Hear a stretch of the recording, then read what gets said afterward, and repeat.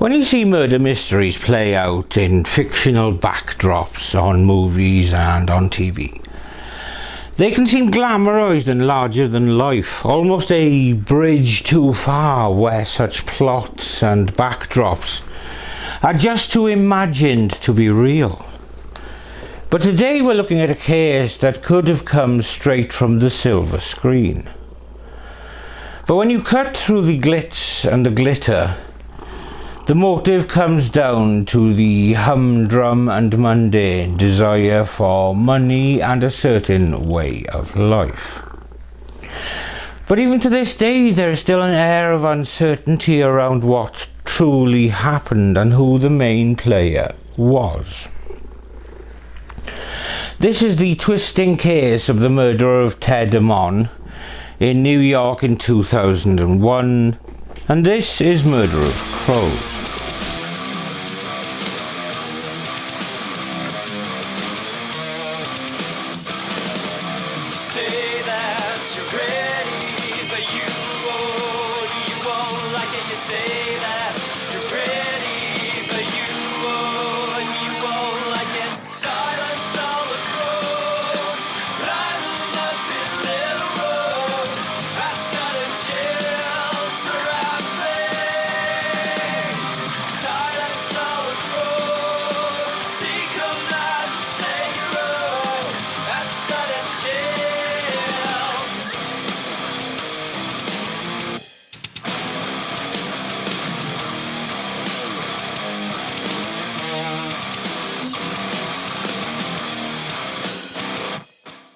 The Hamptons, part of the East End of Long Island, consist of the towns of Southampton and East Hampton, which together compose the South Fork of Long Island in Suffolk County, New York.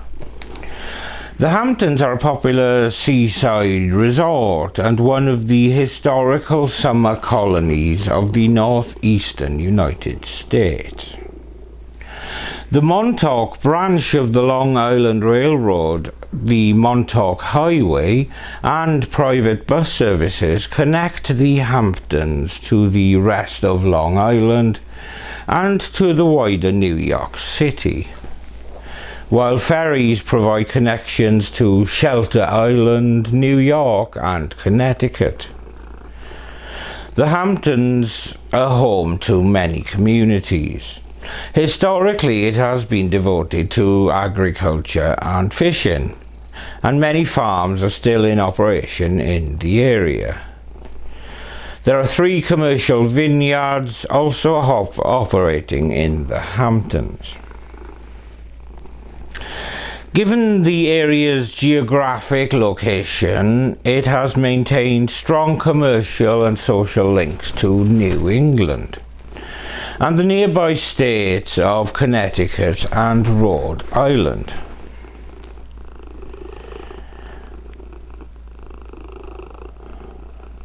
Indeed, much of the older architecture and aesthetics of the villages in the Hamptons resemble New England, such is the link between them. This is especially true for Sag Harbor Village and East Hampton Village. Once direct rail links to New York City were established, the community of summer vacation residents expanded significantly. The village of Southampton, which is the oldest of the Hamptons and the most westward of the villages in the core area of the Hamptons, grew rapidly. It remains the largest and most diverse of the Hamptons towns. The other villages and hamlets grew at a much slower rate over time. The agriculture community became supplemented by artisans and professionals, and this was mainly in Southampton Village and Sag Harbor Village, and then by a large influx of artists. And as a result, the arts community in the Hamptons has origins extending back as far as the 19th century. The Art Village in Southampton and the community of Springs in East Hampton Town hosted a number of resident artists and art schools, like the Shinnecock Hills Summer School that was founded by William Merritt Chase. The Hamptons is actually a collection of small shore towns and villages, the largest of which, as the previous information will have suggested, is Southampton Town, with a core population of around 3,500 people. The Shinnecock Reservation of the Shinnecock Indian Nation lies within the borders of the town of Southampton, adjoining Shinnecock Hills and the village of Southampton. Today, the Hamptons are associated with holiday homes of the rich and famous, and we will be visiting one such mansion today. And you'll have to bear with me, as there is an awful lot of backstory to cover before we get to the grisly business. Theodore Ted Ammon's story began far from these gilded shores of the Hamptons. Born on August 30th, 1949 in East Aurora, New York, to middle-class parents Robert and Betty Lee Ammon, Ted grew up in a modest home where his father coached Little League and his mother worked as a stay-at-home mum. The tall, charismatic boy with a trumpet and an easy smile would grow to become the quintessential American success story. At 6'4", with good looks and natural intelligence, Ted moved through life with an ease and a natural charisma. He played varsity lacrosse at Bucknell University in Pennsylvania, joined the Phi Gamma Delta fraternity, and graduated with an economics degree that would become eventually his passport to wealth. After college, Ted joined Bank of America's executive training program, and this would come to change his life in a variety of ways. The first of which was that while there he met Randy Day, who was a fellow trainee who caught his eye. They married in 1973 and soon moved to London, where Ted's career took an unexpected turn. Despite never having attended law school, Ted passed the bar in both New York and Great Britain, which is a testament to his natural intelligence. And he became a solicitor at Norton Rose Fulbright. For nearly a decade, the couple built a life across the Atlantic until Randy's job transfer brought them back to New York. The bright lights and frenetic energy of Manhattan proved intoxicating for Ted, but their marriage couldn't withstand this transition. After 9 years together, Ted and Randy divorced. And this was a turning point that led to other major changes in his life. To this point, it was a story of high achievement, intelligence, boy meets girl, then boy and girl realize they want different things. But for Ted, achievements would be far from over, and the following years would see him hit the pinnacle of the business world, with all of the assets and pitfalls that came along with that. Leaving the legal profession behind, Ted pivoted to investment banking, joining Colbert Kravitz, Roberts & Co. KKR, then a relatively small firm. And Ted's colleagues would describe him as being motivated more by the art of the deal than the money itself. though money would certainly follow where he went. And as KKR grew into a powerhouse, Ted rose to partner status. He participated in a $31 billion deal that apparently paid each partner millions in bonuses. But it was in his personal life that Ted felt that a piece was missing. Wealthy and single in New York City, Ted decided to look for a new apartment.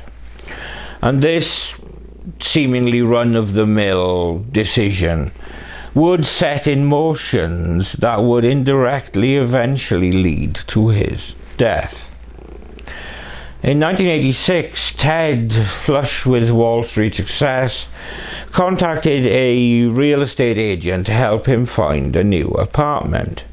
And the agent who answered the call was Generosa Rand, a determined woman with a striking presence, who had fought her way into Manhattan's very competitive real estate market.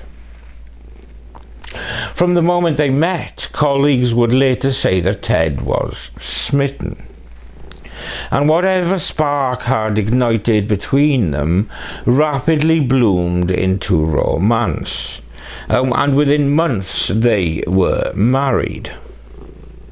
The couple established themselves on Manhattan's Upper East Side, eventually purchasing a townhouse between 5th and Madison Avenues.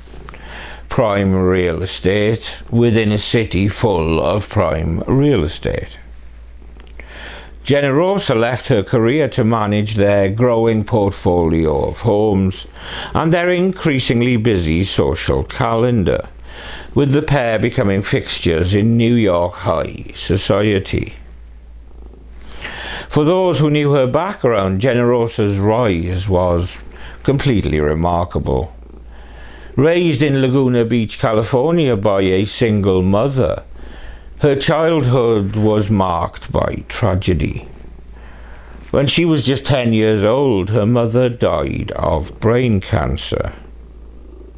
Generosa and her older sister were sent to a foster home where they took the surname Rand. But more tragedy was to follow, because when Generosa was 17, her sister, who Generosa later described as her only protection against an abusive family, died in a car accident. Now truly alone, Generosa somehow found the strength to enroll at the University of California, Irvine, cutting ties with her foster family completely. In 1981, armed with a college degree and fierce determination, she made the bold decision to move across the country to New York City completely alone. But there she built a career in real estate, which was a path that would eventually lead to Ted Ammon's door. The couple did appear to complement each other perfectly, with Ted's easygoing nature seeming to balance Generosa's intensity. And in 1992, after unsuccessful attempts to have children through in vitro fertilization, they traveled to Ukraine to adopt twins, a boy and girl named Gregory and Alexa, who were then 2 years old. The same year, the couple purchased the weekend home at 59 Middle Lane in East Hampton for $2.7 million. Originally a one-story cottage with a large backyard, small pond and prominent oak tree, the property would soon undergo a dramatic transformation under Generosa's exacting vision. She threw herself into renovating the cottage, expanding it into a 2-story, 6-bedroom English-style manor. But it was during the renovation process that cracks in the couple's seemingly perfect union began to show. It's difficult to assess where the attitude that Generosa would later display towards workers and contractors came from, whether it was pressure to appear as the woman of the house, was it bravado, was it an uncertainty of how to behave, since this style of life was such a far cry from her upbringing? It's impossible to know, but the bottom line was that Generosa was soon rubbing people up the wrong way in the running of the household and the renovation project. The East Hampton house renovation revealed a side of Generosa that contractors would later describe in court testimony. Jeff Gibbons was the architect who worked with her on the extensive remodelling of the house, and she didn't mince words with him saying, "She basically left me crumpled on the side of the road. She bullied me for years."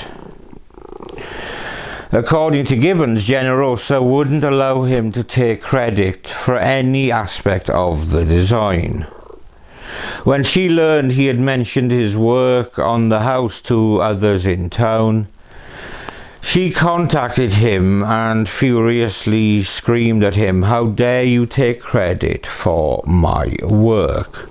These were all my ideas. You're not telling people that you designed my house." Doesn't play well with others, it seems. She refused to pay his final bill and threatened to destroy him with her expensive lawyers. And for Gibbons, who had just left his own company to start his own architectural practice, having Generosa as his first independent client should have made him famous, but it proved disastrous. Similar stories emerged from other contractors. Peter Cicero, who was the gardener hired for the property, he would also regret his decision to work for the woman. In one bizarre incident, Cicero planted 600 tulips that Generosa had personally selected, only to arrive at the property later to find her ripping them out of the ground with her bare hands. And her complaint was that they weren't the right shade of yellow, and she demanded that Cicero pay for the discarded flowers himself.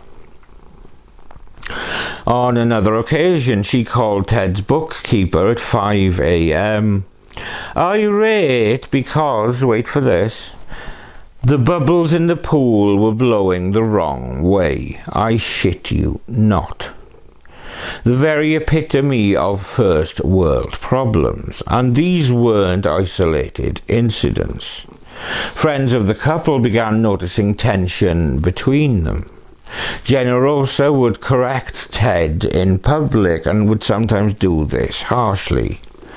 At a parent-teacher conference, she allegedly screamed at one of the other mothers for flirting with her husband. Ted's colleagues reportedly received verbal lashings from Generosa when they called him at home to discuss business matters. According to sources close to Ted, he confided in his sister that he was miserable. Generosa would make daily to-do lists for him, dictating his activities both at home and at the office. Her jealousy extended to Ted's relationships with his own family. She resented the attention he paid to his mother and sister, and she tried to convince him that his childhood memories were false, and that his upbringing hadn't been as happy as he remembered. In tearful phone calls to Ted's sister, Generosa would complain that her husband didn't love her enough, with her quoted as saying, "I've built this perfect life for us, and he should love me more for it." Ted suggested marriage counseling and encouraged Generosa to see a psychologist. So he clearly was trying everything to make the relationship work. But according to friends, she refused. By 1999, the strain on the marriage had become unbearable. In what friends described as a last-ditch effort to try to salvage their relationship, Ted sold his company and moved the family to the English countryside, the plan being to escape the frenetic pace of New York and rather to slow down and reconnect. They purchased a manor house in Essex, which Generosa, surprise surprise, immediately began renovating. But the move didn't achieve its intended purpose. Ted's business obligations required frequent travel back to New York, where he would stay at the Lowell Hotel during the week, only joining his family in England at the weekends. And this arrangement only fueled Generosa's suspicions. With her husband thousands of miles away 5 days a week, she became convinced he was having an affair. In fairness, who could blame him? When she discovered a receipt for a divorce attorney on Ted's desk, her suspicions intensified. She hired a private investigator to follow her husband and became fixated on a particular woman who was an investment banker in New York. This woman was apparently beautiful, successful, and sophisticated, representing everything that Generosa feared losing her husband to. She even convinced herself that the woman's child was actually Ted's, though friends insisted that this was completely impossible. By the summer of 2000, the marriage had collapsed completely. The family moved back to Manhattan, but Ted and Generosa lived separately. Generosa filed for divorce, demanding a staggering amount in the settlement. Over $2.5 million annually for living expenses, along with half of Ted's fortune. She claimed he was worth closer to $300 million, while Ted was reported to have a net worth of around $100 million. Her demands were even more eyebrow-raising, even by New York high society standards. And brace yourself, this list is eye-watering.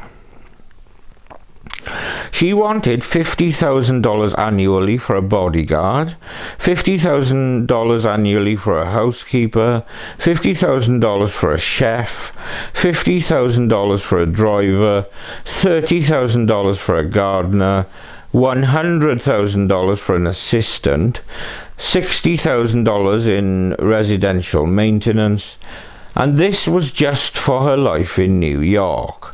She also wanted $100,000 annually for maintaining their Essex home and $180,000 monthly in basic living expenses.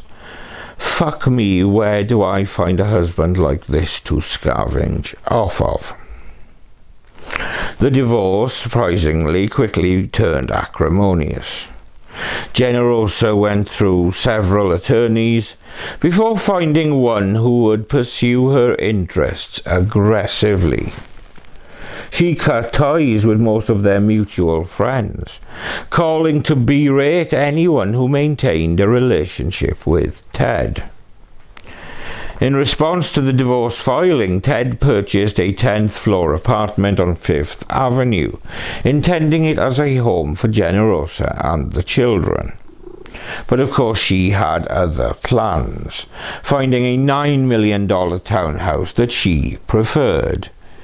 Ted agreed to buy it for her and allocated $1 million for renovations. And while the renovations were proceeding, Generosa and the twins moved into the Stanhope Hotel, a luxury establishment where her suite alone cost $1,500 per night. And she also secured additional rooms for the children and their nanny, plus 2 more rooms for members of the townhouse renovation crew. Jesus Christ on a motorboat with Buddha water skiing behind it. Among the contractors working on the renovation was a 38-year-old electrician named Danny Pelosi. Now, this was a man who couldn't have been any more different from Ted Ammon. Where Ted was refined, educated and wealthy, Danny was rough around the edges, with a history of drug and alcohol abuse and a criminal record primarily consisting of DUI charges. While Ted had attended an Ivy League university and passed bar exams without even attending law school, Danny was sleeping in his car to avoid driving back to Long Island, where he was going through his own divorce. Despite these differences, or perhaps because of them, Danny and Generosa immediately formed a connection. When she discovered him sleeping in his car one morning, she offered him a room at the Stanhope Hotel. Their relationship quickly turned romantic. As head of the renovation crew, Danny recommended extensive and expensive changes to the townhouse, gutting it completely and installing all new systems. What began as a $1 million renovation ballooned to $3 million, much to Ted's frustration, and who can blame the poor bastard. The couple's lifestyle at the Stanhope was equally extravagant. Their daily routine included, brace yourself yet again, and bear in mind these amounts were over 20 years ago, $500 breakfast for the entire entourage of renovation workers, $50 daily tips for the bellman to walk Generosa's dog, $100 to bring their car up from the hotel's garage, plus the $38 parking fee, and $70,000 monthly in expenses forwarded to Ted. Danny, who was now flush with money because of his relationship with Generosa, dressed in expensive clothes and tipped lavishly, around $100 to $150 per meal. He boasted to hotel staff about having connections to the mafia. Generosa's behaviour at the hotel was equally shitty. She would fly into rages if she saw staff members speaking to Ted when he came to pick up the children. She accused random hotel guests of being spies for her husband. Paranoid much? Ted was understandably concerned about Danny's influence on his children, given his criminal past and substance abuse issues. Now, to my mind, this is reasonable as a father, but is also perhaps a bit of an unfair characterization of a man based on his past. But as the divorce dragged on, Ted tried to move forward with his life. He began dating again and was looking forward to finalizing the separation. By October of 2001, the divorce was nearly complete. All papers had been drawn up and were ready to be signed. Generosa would receive $25 million, but her request for full custody was rejected in favor of joint custody with alternating weeks. But before these papers could be signed, Ted Ammon would be found dead in his East Hampton home. And you know what we think about coincidences in murder cases. On Saturday, October the 20th, 2001, Ted Ammon drove out to his East Hampton home for the weekend.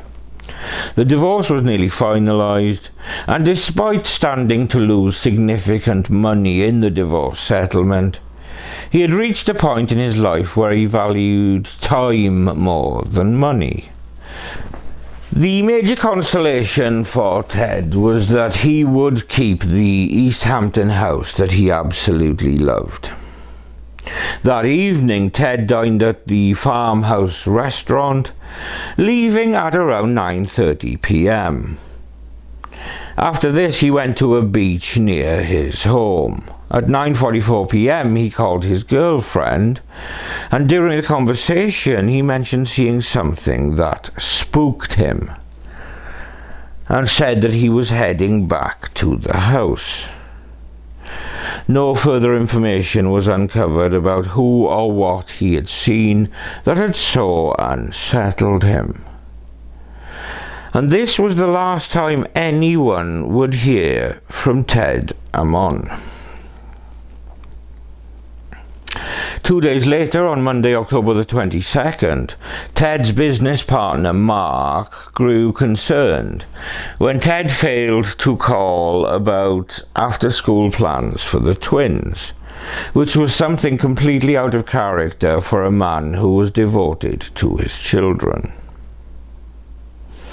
After repeatedly failing to reach Ted by phone, Mark and Ted's chauffeur took a private helicopter, as you do, to East Hampton, arriving just before 5 p.m. They took a cab to 59 Middle Lane, where they saw Ted's Porsche in the driveway. Is it Porsche? Either or. Inside, the dogs greeted them, both hungry and seemingly confused. And as they moved through the house calling Ted's name, they noticed blood on the stairs. And following this trail of blood upstairs, they discovered a scene of horror. Ted's naked body on the bed, covered in bruises and surrounded by blood. At 5:19 p.m, Mark called the East Hampton Village Police. Officers arrived within minutes and quickly determined there were no signs of forced entry. Nothing appeared to have been stolen or ransacked. The home's sophisticated security system, which included 9 cameras, had been disabled, and the hard drive storing the surveillance footage had been removed. And this would have required intimate knowledge of this complex system as well as its location. And this complex system was well buried within the inner workings of the home. The timing of Ted's murder, just days before his divorce settlement would be finalized, immediately raised suspicions. And Generosa became the first obvious suspect, as she was the one who had the most apparent motives. Passion, their kids, and of course money. The divorce settlement would have given her $25 million, but with Ted dead before the papers were signed, she stood to inherit his entire estate as his legal wife. But she also stood to lose the most if she was caught, not just freedom, but also any inheritance. Generosa had a solid alibi, placing her in Manhattan at the time of the murder. But this didn't stop the media from portraying her as the scorned ex, in something which quickly became a sensational case. It had all the elements of a Hollywood thriller. Murder in an exclusive community where such violence was virtually unheard of. A wealthy and successful victim, and a backdrop of high society, bitter divorce, and new lover scandals. But investigators were aware of having tunnel vision in investigation, so they felt the need to cast the net wider to at least rule out any other suspects, so that any legal defense could be shown that other suspects had been looked at. And the suspects that they looked at included Ted's new girlfriend, his business partner Mark, who had discovered the body, and Generosa's boyfriend Danny Pelosi. And a key discovery early in the investigation was that Danny had overseen the installation of the security system at the East Hampton home, and as such was one of the few people who knew about its existence and location. Danny claimed the cameras were installed at Generosa's request because she wanted to catch Ted removing items from the house and generally wanted to monitor his activities. Danny denied any involvement in the crime. His alibi was that on the night of October the 20th, he drove from Manhattan to Long Island to attend a wedding the following day. He arrived at his sister's house in Center Maurice at 1:20 a.m., some 1 hour's drive from East Hampton. He claimed to have met a friend for drinks at 2 a.m. and was seen back at his sister's house before 4 a.m. The autopsy determined that Ted died from blunt force trauma to the head. Taser marks on his body indicated he had been incapacitated before the beating. But due to the temperature-controlled room where Ted was found, determining the exact time of death proved challenging. Some estimates suggested he could have died as early as 10 hours after his last meal, which would place the time of death around 7 a.m. on October the 21st, potentially giving Danny enough time to commit the murder despite his alibi. Following Ted's death, all his assets were frozen while the investigation continued. Eventually, Generosa did inherit his entire estate, and she went on to sell several jointly owned properties. She and Danny married and began building a life together. But just a few months later, tragedy struck again when Generosa was diagnosed with breast cancer at the age of just 46. Despite being married now, Generosa didn't trust Danny to care for the children, and she preferred to leave them with her British nanny, Kay Main. And this was a situation that caused considerable tension between the couple. According to Danny, the children disliked Kay intensely. In recorded phone calls, he can be heard trying to persuade Generosa to reconsider the custody arrangement. The strain of the murder investigation, with both of them as prime suspects, wore down their relationship. By July of 2003, they separated, Generosa moving with the children back to the East Hampton home where Ted had been murdered. Just 1 month later, in August of 2003, she passed away from breast cancer, leaving Danny as the prime suspect in Ted's murder, or at least the suspect who could be arrested. Danny met a new woman and got engaged, with the couple having a child together, but in March of 2004, Danny Pelosi was arrested and charged with the murder. The case against Danny Pelosi was largely circumstantial. There were no fingerprints, no DNA, no physical evidence placing him at the scene. But prosecutors had accumulated what they deemed powerful circumstantial evidence. There was the financial motive, because after meeting Generosa and experiencing her wealthy lifestyle, Danny didn't want to lose access to Ted's fortune.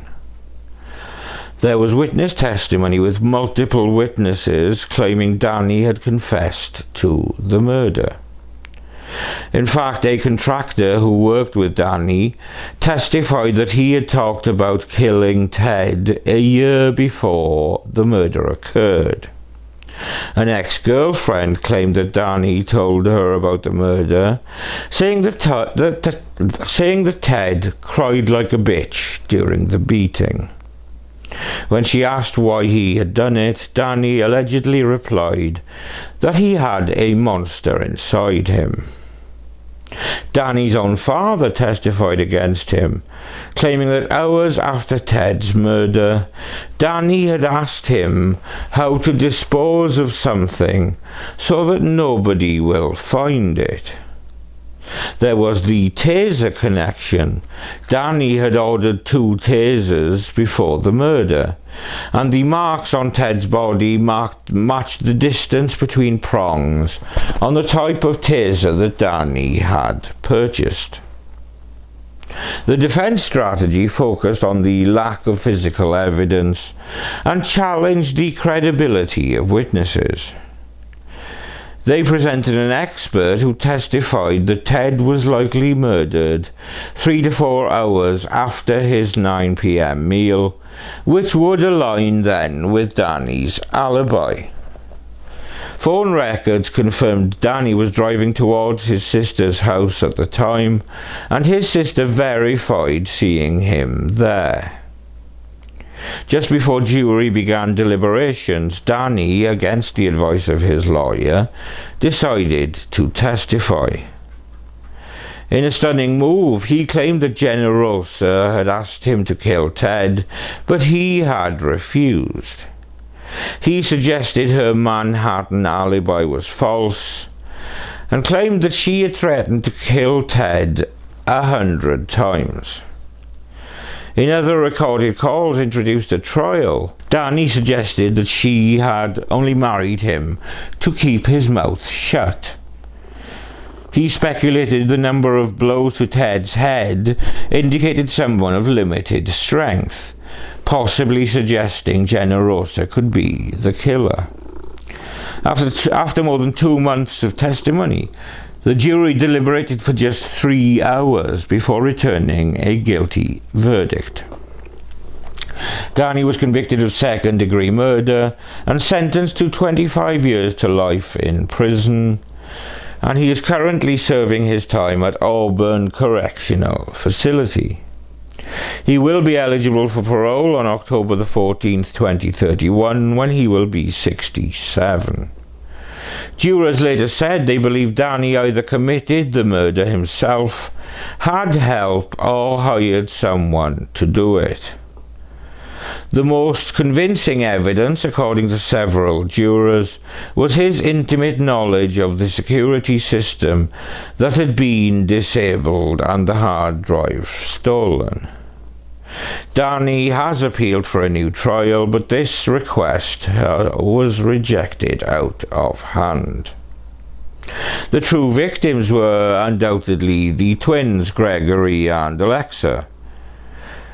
At just 11 years old, when their adopted father was murdered, they endured not only the trauma of his violent death, but also witnessed their adoptive mother's battle with cancer and her subsequent death less than 2 years later.